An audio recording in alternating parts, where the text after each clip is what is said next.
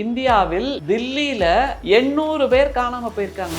800 people have gone missing in the மனைவியை காணவில்லை, மகனை காணவில்லை, மகளை காணவில்லைன்னு புகைப்படத்தை வச்சுக்கிட்டு 800 பேரை காணோம் அப்படிங்கிறாங்கல்ல. அதுல 500 பேர் பெண்கள்.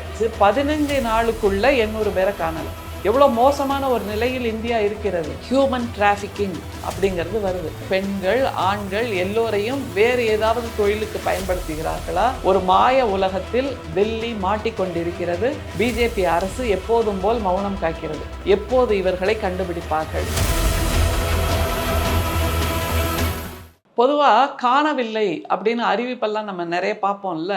அப்போது அந்த காணவில்லை யார் காணலையோ அவங்களோட படத்தை போடுவாங்க, ஃபோட்டோ போடுவாங்க. அவங்க பேர் என்ன, எவ்வளோ ஹைட்டு, எவ்வளோ வெயிட்டு, ஏதாவது உடம்புல அடையாளம் இருக்கா, மச்சம் இருக்கா, வெட்டுக்காயம் இருக்கா, இந்த மாதிரி விஷயங்கள் எல்லாம் சொல்லுவாங்க. இந்த நாள்லேருந்து காணாமல் போயிட்டாங்க அப்படின்னு சொல்லுவாங்க.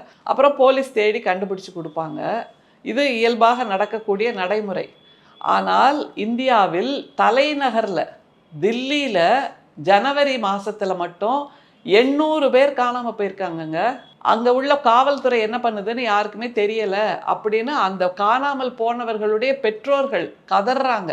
தன்னுடைய மகளையோ மகனையோ காணவில்லை என்று அவர்களுடைய புகைப்படங்களை வைத்துக்கொண்டு தன்னுடைய கணவரை காணவில்லை, மனைவியை காணவில்லை, மகனை காணவில்லை, மகளை காணவில்லைன்னு புகைப்படத்தை வச்சுக்கிட்டு அந்த எளிய மக்கள் கதறி கொண்டிருக்கிறார்கள். ஆனால் ட்ரிபிள் என்ஜின் நடக்கக்கூடிய அந்த டில்லியில் கூட இவர்களை கண்டுபிடிப்பதாக தெரியவில்லை அப்படின்னு நாம சொல்லலை.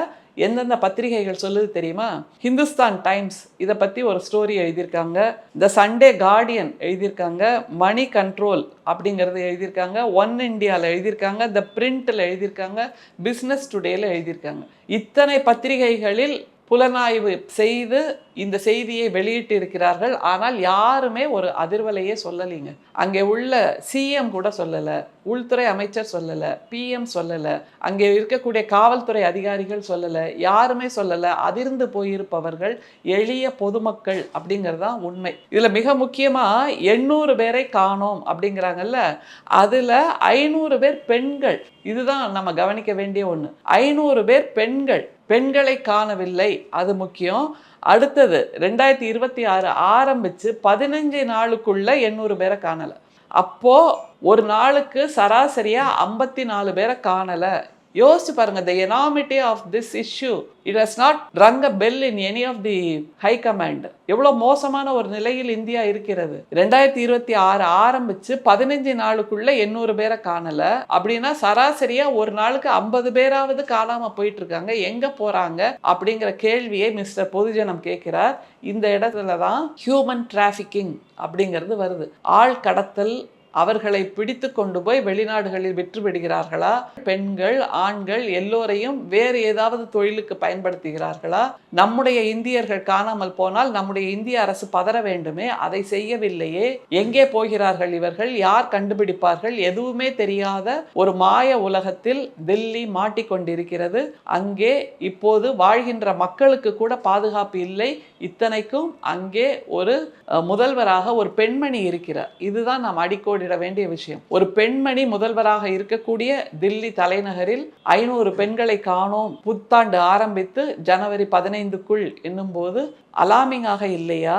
ஒரு எச்சரிக்கை மணியை அடிக்கவில்லையா என்று மிஸ்டர் பொதுஜனம் கேட்கிறார். ஆனால் நம்முடைய பிஜேபி அரசு எப்போதும் போல் மௌனம் காக்கிறது. எப்போதும் போல்னா வேற எப்பெல்லாம் மௌனம் காத்தாங்க அப்படின்னு நீங்க கேட்கலாம். அதுக்கு ஒரு பெரிய பட்டியல் இருக்கு. ரஃபேல் ஊழல், அதை பத்தி மௌனம் காத்தாங்க. அடுத்தது பெகாசஸ், அதுக்கும் ஒன்றும் பதில் சொல்லல. போர் நிறுத்தத்தை பத்தியும் ஒன்றும் பதில் சொல்லல. ஹிண்டன்பர்க் அறிக்கை, அதை பத்தியும் ஒன்றும் சொல்லல. ஓட்சோரின்னு நம்முடைய எதிர்க்கட்சி தலைவர் அவ்வளவு தூரம் எச்சரிக்கை மணி அடித்தார், அதை பத்தியும் சொல்லல. எஸ்ஐஆரை பற்றி சொல்லல. பண மதிப்பிழப்பு அதை பற்றியும் சொல்லல. பிஎம் கேர் நிதி அதை பற்றியும் சொல்லல. தேர்தல் பத்திரம் அதை பற்றியும் பதில் சொல்லல. இப்போது 800 பேர் காணவில்லை இந்திய மக்கள், அதை பற்றியும் பதில் சொல்லாமல் பிஜேபி அரசு மௌனமாக நகர்ந்து கொண்டிருக்கிறது. பிரதமரும் நகர்ந்து கொண்டிருக்கிறார், உள்துறை அமைச்சரும் நகர்ந்து கொண்டிருக்கிறார், தில்லியின் முதல்வரும் நகர்ந்து கொண்டிருக்கிறார் என்பதுதான் மிஸ்டர் பொதுஜனத்தின் கேள்வியாக இருக்கிறது. எப்போது இவர்களை கண்டுபிடிப்பார்கள்? காணவில்லை என்ற பட்டியலில் இருக்கக்கூடிய 800 பேர், 800 இந்தியர்கள் எப்போது கண்டுபிடிக்கப்படுவார்கள் என்ற ஒற்றை கேள்வியை மிஸ்டர் பொதுஜனம் கேட்கிறார். பதில் தெரியவில்லை.